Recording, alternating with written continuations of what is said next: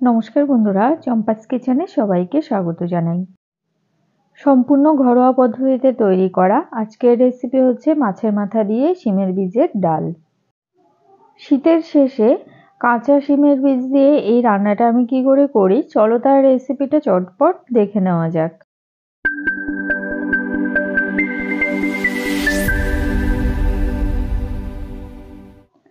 এর জন্য এখানে নিয়েছি আমি 500 গ্রাম শিমের বীজ। শিমের বীজগুলোকে সারা রাত জলে ভিজিয়ে রেখেছিলাম, তারপরে সকালবেলা এর খোসাটাকে ছাড়িয়ে নিয়েছি। যদিও এই কাজে আমাকে মা সাহায্য করেছে। অপরদিকে মা আগে থেকেই মাছের মাথা এবং কয়েক টুকরো মাছকে ভেজে রেখেছে। বহুবার আগে তোমাদের ভিডিওতে দেখিয়েছি কি করে আমি মাছ ভাজি। তো এবারে একটা মিক্সিং জারের মধ্যে নিয়ে নিচ্ছি একটা টমেটো কুচোনো, দেবো 4টে কাঁচা লঙ্কা, একটা পেঁয়াজ কুচোনো, আর দিচ্ছি 2 ইঞ্চেস আদা কুচোনো আর 4 কোয়া রসুন। সামান্য জল দিয়ে এবারে এগুলোকে বেটে নেব। মশলা বেটে নেওয়া হয়ে গেছে। অপরদিকে একটা আলু আর কয়েকটা কুমড়োর ডাঁটাকে আঁশ ছাড়িয়ে কেটে ধুয়ে রেখেছি। এগুলোকে এবারে একটা প্রেসার কুকারের মধ্যে নিয়ে নিচ্ছি।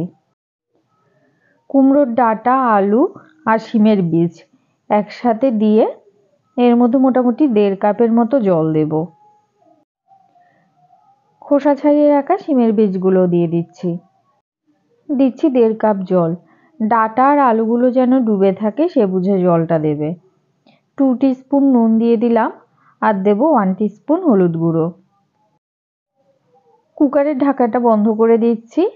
এবারে হাই ফ্লেমে এটাকে মোটামুটি 2টো সিটি পড়া অবধি অপেক্ষা করব।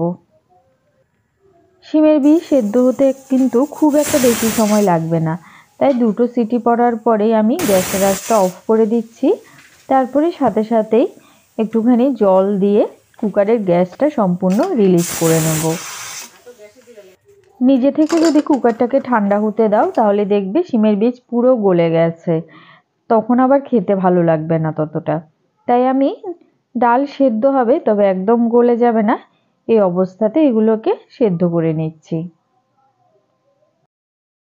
এবারে কুকারটাকে একটা সাইডে রেখে একটা কড়াই গরমে বসাবো।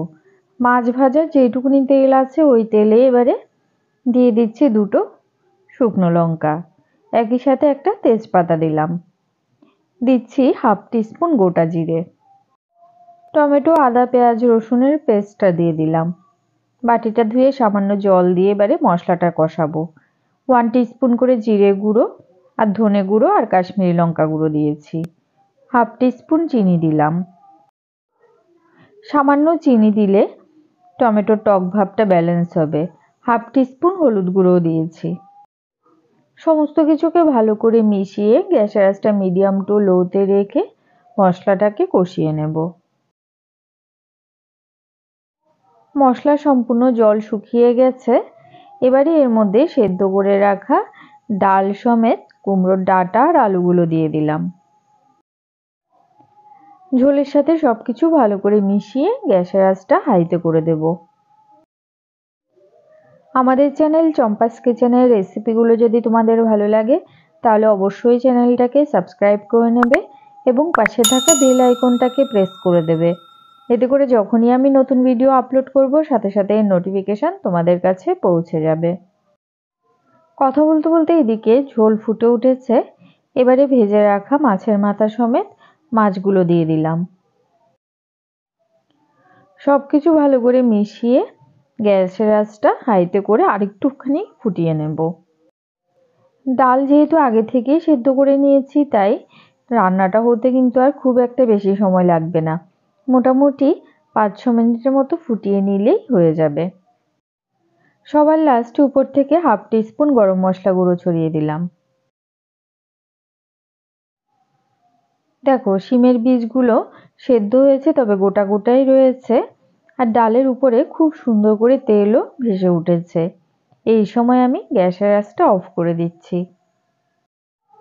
গরম গরম ভাতের সাথে এই ডাল খেতে কিন্তু জাস্ট অসাধারণ লাগে। তো বন্ধুরা, সম্পূর্ণ ঘরোয়া পদ্ধতিতে তৈরি করা মাছের মাথা দিয়ে শিমের বীজের ডালের এই রেসিপিটা তোমাদের কেমন লাগলো অবশ্যই কমেন্ট করে জানাবে। ভালো লাগলে লাইক করবে আর তোমার বন্ধুদের সাথে ভিডিওটাকে শেয়ার করতে কিন্তু একদম ভুলবে না। আমার তো এই শিমের বীজের ডাল খেতে ভীষণই ভালো লাগে। তোমরা কারা কারা আগে খেয়েছো অবশ্যই কমেন্ট করে জানাবে কিন্তু।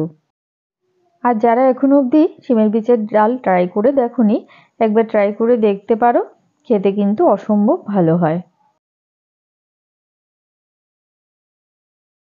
এতক্ষণ আমার পাশে থেকে ভিডিওটা দেখার জন্য অনেক অনেক ধন্যবাদ। ভালো থাকবে, সুস্থ থাকবে। পরের ভিডিওতে আবার দেখা হবে। বাই।